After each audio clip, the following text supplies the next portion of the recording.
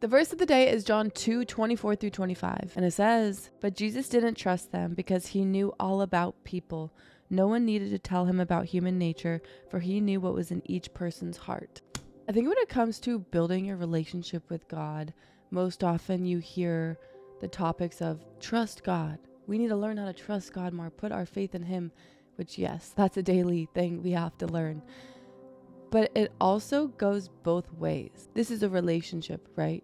So there's two sides that build trust. And although we have a bigger part to play in that, we have to learn a lot more because God is perfect as he is. God also has a means or a level of trust with each one of us based off of the faith that we have, or how we live our life, or the fruit that we're bearing, or the decisions that we're making. I probably should have included verse 23 because it links in with the other two verses. It says, "Because of the miraculous signs Jesus did in Jerusalem at the Passover celebration, many began to trust in him.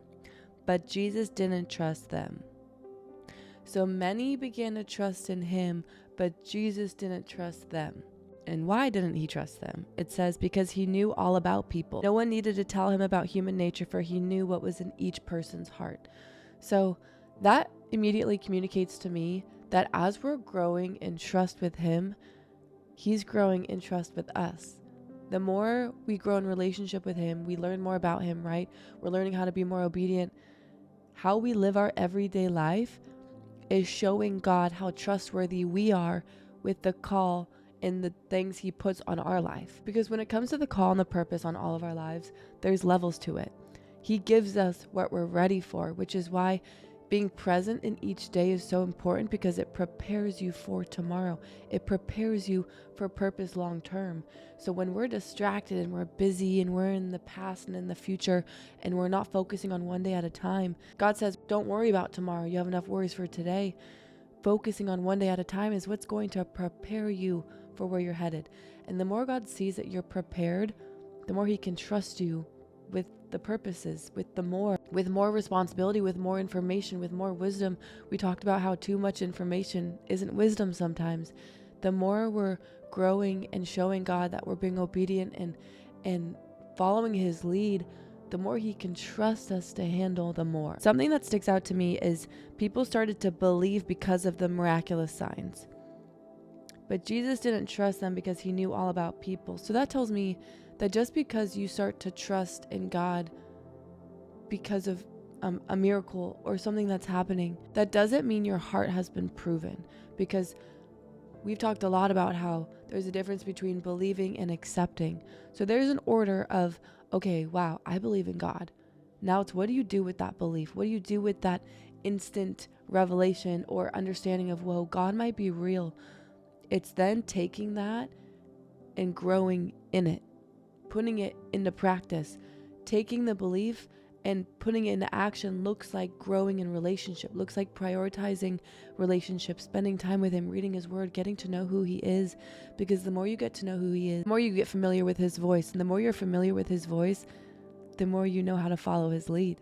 And the more you know how to follow his lead, the more he's going to grow in trust with you, because it's a relationship, right? So then he's going to be able to unravel more and more to help you keep walking forward. Verse 25 says, "No one needed to tell him about human nature, for he knew what was in each person's heart." The thing about God is he knows what's in all of our hearts. He knows everything. There's no hiding from him. So when it comes to expressing your heart to God and sharing what's on your heart and letting him into your heart, it's less about him needing to know for the first time because he knows, and more about you allowing him into that place in your life, because we have free will, right? So he's not just going to take over if you don't want him to. So it's in spending time with him, letting him into your heart, depending on him through everything that you're experiencing, that you give him the green light to move in your life. And not only that, but the more you process with God, the more he helps you process, the more he makes things more clear, the more he helps things click in your brain and reveals why you're feeling this way, why you're struggling in this way, how you can move forward. So it's this journey of allowing God to teach you and coach you and guide you through everything you're experiencing so that you can grow in trust with him. And the more you grow in trust with him, separate from just seeing a bunch of miracles, but actually growing in relationship and seeing him change your heart and building that kind of history with God, then helps him trust you more as you continue to walk. I think as well, the enemy wants to try whatever he can to take a miracle and to make it seem like, oh, it was just coincidence. Oh, was that really God? Later on, after you had this really crazy moment of like, whoa, God, you could be real.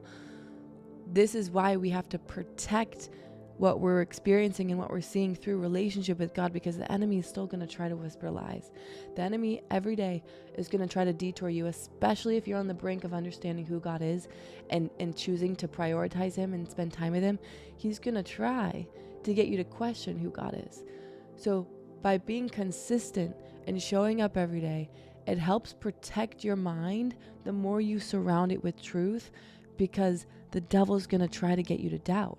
And this is why if you're having doubts or concerns or worries or not really knowing if God is real, processing that with God is the safest thing you can do, because he can tell you what's true. He will speak to your doubt. He's not scared of your doubt.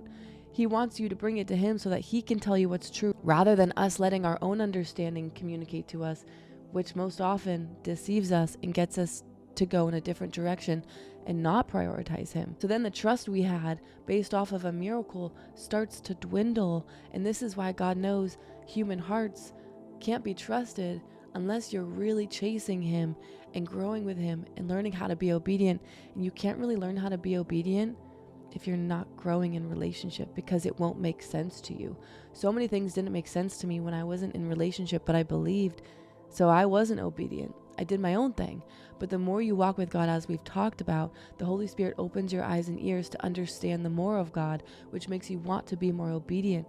And the more you're obedient, the more God can see, oh, I can trust you. Our day-to-day moments at work, when we're driving, when we get road rage, when we're irritated at a coworker, when we're feeling bothered by family members, or we get triggered, those are those moments where God is looking, how are you going to respond? Not that you need to deny how you're feeling, but taking your feelings and running with them to God for help and strength, so that you can learn how to have love and choose love over lies, over anger and frustration and resentment and bitterness and jealousy. It's what we do with the things that come up that shows God how we're going to respond. And when we bring it to him, he says, oh, okay, you're going to lean on me for strength, which is perfect because I have the power necessary to help you overcome all of those feelings. And then we're showing God that we're choosing faith over feelings. And that's a huge lesson in today's verses. Are you going to be led by feelings, or are you going to learn how to grow in your faith no matter how you feel? The good news, though, is the more you trust God and grow in that, the more he's going to trust you. Okay?